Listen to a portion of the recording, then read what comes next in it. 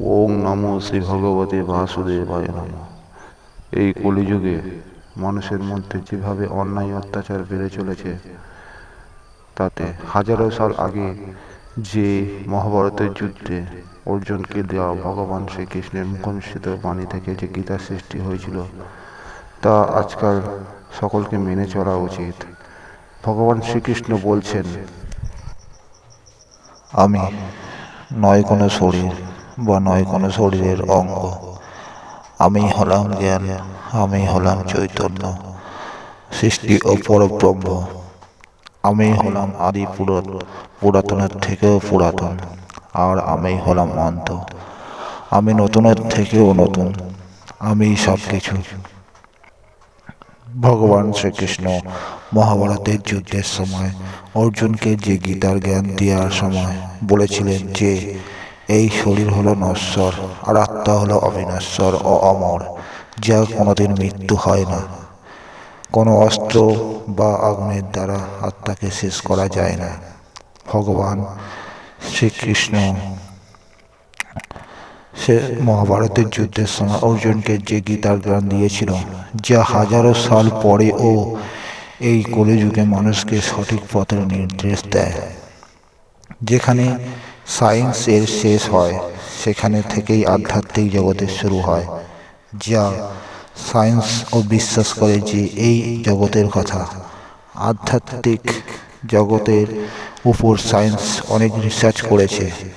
সেখান থেকে অনেক কিছু আবিষ্কারও হয়েছে, কিন্তু সায়েন্স এখনো পর্যন্ত পুরোপুরিভাবে বুঝে উঠতে পারেনি এই দুনিয়া সম্পর্কে। এই দুনিয়া একটি ইকোসিস্টেমে চলে, আর আমাদের আশেপাশে যা কিছু দেখতে পাচ্ছ সব কিছু হলো মায়া। মায়া, আমরা সবাই মায়ার মধ্যে আবদ্ধ আছি। তাই যখন অর্জুন তার সামনে যুদ্ধক্ষেত্রে গুরুদেব পিতামহ ও ভাইদের দেখে মূর্ছিত হয়ে পড়েছিল যে তাদের সাথে যুদ্ধ করতে হবে, তারা আমাদের বিপরীত পক্ষে, তখন ভগবান শ্রীকৃষ্ণ অর্জুনকে বললেন, হে পার্থ, তুমি যা কিছু তোমার আশেপাশে দেখছো এ সব কিছু মায়া। হে সখা, তুমি মায়া ত্যাগ করো, ওঠো, যুদ্ধ করো। এই যুদ্ধ হলো ধর্মযুদ্ধ, অধর্মের বিরুদ্ধে ধর্মযুদ্ধ। যারা যারা হি ধর্মস্য গ্লানির্ভবতি ভারত, অভ্যুত্থান অধর্মস্য পরিত্রাণায় সাধনাম। যখন যখন এই বিশ্বে অধর্ম বেড়েছে, ধর্মের নাশ হয়েছে, সাধু সন্ত সাধারণ মানুষের উপর অত্যাচার বেড়েছে, তখনই আমি ভিন্ন ভিন্ন অবতারের রূপ ধারণ করে এই পৃথিবীতে এসেছি এবং ধর্মের পুনরুত্থান করেছি, অধর্মীদের ধ্বংস করেছি, সাধু সন্ত ভক্তদের উদ্ধার করেছি। আর আমাদের এই চ্যানেলের সাথে যুক্ত হওয়ার জন্য আপনাদের সকলকে ধন্যবাদ। আপনাদের একটাই অনুরোধ রইল যে চ্যানেলটিকে সাবস্ক্রাইব করুন, যাতে চ্যানেলটি পরবর্তীকালে আরও হতে পারে। আমাদের চ্যানেলকে সাপোর্ট করতে চাইলে ভিডিওটি বেশি করে লাইক ও শেয়ার করবেন। ভগবান শ্রীকৃষ্ণ অর্জুনকে বলেছেন, আমি আমি এই মহাবিশ্বের প্রতিটি কোণায় বাস করি। যা কিছু দেখছো তুমি, আমি সবার মধ্যে বিরাজমান। আমি যে কোনো কিছুর থেকেও সূক্ষ্মতর এবং সব কিছুর বৃহৎ থেকেও বৃহত্তর। এই মহাবিশ্বে সব কিছু আমার মধ্যে বিলীন হয়ে যায়। ভগবান শ্রীকৃষ্ণ অর্জুনকে যে বিশ্বরূপ দর্শন করিয়েছেন, বিশ্বরূপ দেখে অর্জুনের জ্ঞান চক্ষু খুলে গেল। অর্জুন প্রশ্ন করলেন, হে প্রভু, আমি তোমাকে কি রূপে চিন্তা করব, কিভাবে জানতে পারবো, কোন রূপে স্মরণ করব? হে পার্থ, আমি এই বিশ্বের সমস্ত জীবের হৃদয়ের পরমাত্মা স্বরূপ। আমি সমস্ত জগতের আদি, মধ্য ও অন্ত। আমার অনেকবার জন্ম হয়েছে, অনেকবার মৃত্যু হয়েছে এই শরীরের এবং মাটিতে মিশে গিয়েছে, আর আগামীতেও বারংবার জন্ম নেব। আমি মৎস্য অবতার, বরাহ অবতার, নরসিংহ অবতার, বামন অবতার, আমি পরশুরাম, আমি রামচন্দ্র, আমি ব্রহ্মা, আমি বিষ্ণু মহেশ্বর, আমি মহাকালী, লক্ষ্মী ও সরস্বতী, আমি না পুরুষ না স্ত্রী, আমি জ্ঞান, সৃষ্টি, চৈতন্য, আমি সমস্ত কিছু আর কিছুই নয়। আমি আদিত্যদের মধ্যে বিষ্ণু,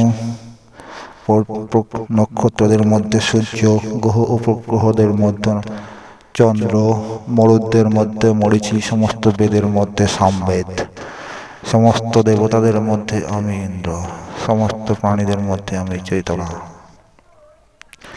রুদ্রের মধ্যে শঙ্কর, পর্বতের মধ্যে সুমেরু, ঋষিদের মধ্যে হেব্রু, ধ্বনির মধ্যে ওমকার, বৃক্ষের মধ্যে পবিত্র পিপুল বৃক্ষ, বুদ্ধিতে স্মৃতি, মেধা ধৃতি, ক্ষমা, দেবর্ষীদের মধ্যে নারদ, মুনিদের মধ্যে আমি কপিল, হস্তিদের মধ্যে ঐরাবত, পশুদের মধ্যে সিংহ, পক্ষীদের মধ্যে গরুড়, আমি ব্রহ্মবিদ্যা, আমি মহাকাল, আমি শক্তি, নীতি, দণ্ড, তত্ত্বজ্ঞান।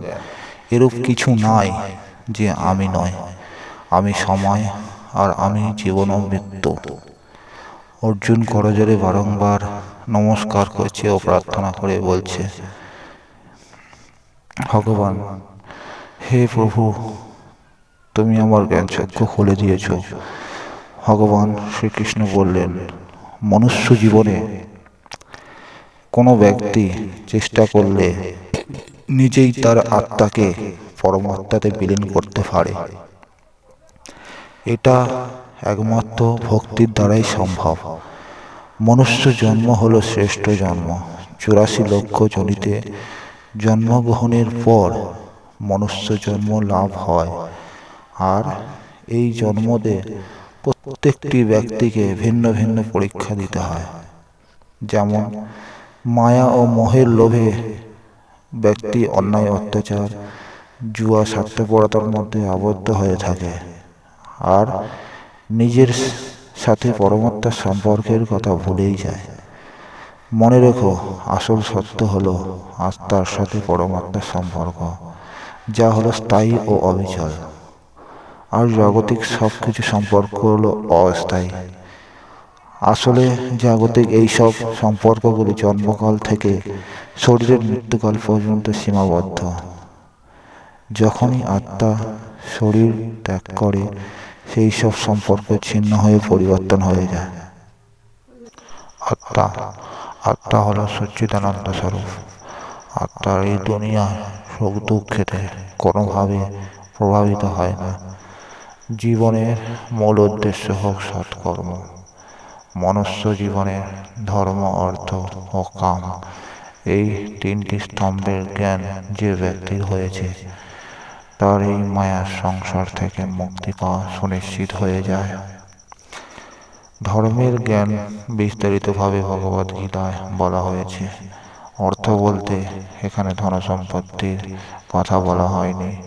এখানে আত্মা তার নিজের অস্তিত্বকে বোঝার কথা বলা হয়েছে।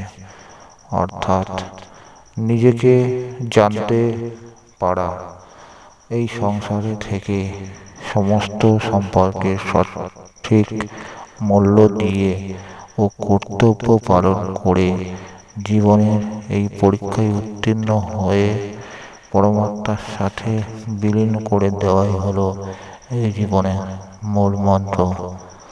কাম বলতে ভগবান শ্রীকৃষ্ণ গীতায় বলেছেন, প্রত্যেকটি মানুষ কাম, ক্রোধ, লোভ, লালসা ও মোহ, অহংকার এবং হিংসার দ্বারা পীড়িত। মানুষকে এইসব মানসিক স্থিতিগুলির ওপর নিয়ন্ত্রণ রেখেই জীবনযাপন করতে হবে। কারণ এই ধরনের চিন্তা ভাবনার দ্বারা প্রভাবিত হয়ে পড়লে মানুষ কখনোই পরমাত্মাকে লাভ করতে পারবে না। ভগবদ গীতার যে সকল জীবনের রহস্য বলা হয়েছে, তা যদি আমরা সঠিকভাবে বুঝে যাই এবং আমরা যদি কাম, ক্রোধ, ও লোভ এইসব মানসিক স্থিতিগুলির ওপর নিয়ন্ত্রণ রেখে সৎকর্ম করতে পারি এবং প্রত্যেক সম্পর্ককে সঠিক মূল্য দিয়ে কর্তব্য পালন করার সাথে নিজের আত্মাকে জানতে পারি। ঈশ্বরের প্রতি ভক্তির দ্বারাই আত্মসমর্পণ করে মনুষ্য তার আত্মাকে পরমাত্মায় বিলীন করতে পারে। সমস্ত গ্রন্থের মধ্যে শ্রেষ্ঠ গ্রন্থ হল গীতা। যে ব্যক্তি গীতাতে বলা বাণীগুলির মধ্যে সামান্যতম কিছু যদি জীবনে মেনে চলতে পারে, তাহলে সেই ব্যক্তির জীবনে অনেক পরিবর্তন আসবে এবং সেই ব্যক্তির মোক্ষ লাভের পথ অনেকটাই প্রশস্ত হয়ে যাবে এবং সে আস্তে আস্তে নিজেকে জানতে পারবে। ধন্যবাদ ভিডিওটি পুরো দেখার জন্য ও শোনার জন্য। ভিডিওটি ভালো লাগলে লাইক করবেন আর আপনার মতো প্রত্যেকটি মানুষ যেন সৎকর্ম সঙ্গে লিপ্ত থাকতে পারে, সেই জন্য ভিডিওটি বেশি বেশি করে শেয়ার করবেন। এই চ্যানেলটিকে সাপোর্ট করতে চাইলে অবশ্যই চ্যানেলটিকে সাবস্ক্রাইব করবেন। আপনার সাবস্ক্রাইব আমাদের অত্যন্ত প্রয়োজন। ধন্যবাদ।